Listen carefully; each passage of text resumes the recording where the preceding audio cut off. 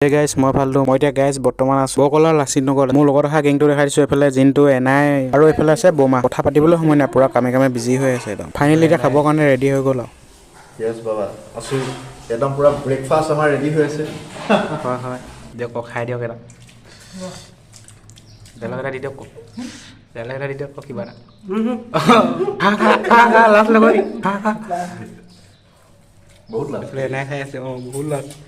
কেৰাহীতে বাই আছে এচামুচ খাই খা লাজ নকৰিবি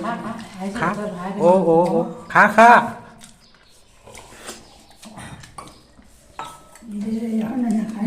নামটো কি যে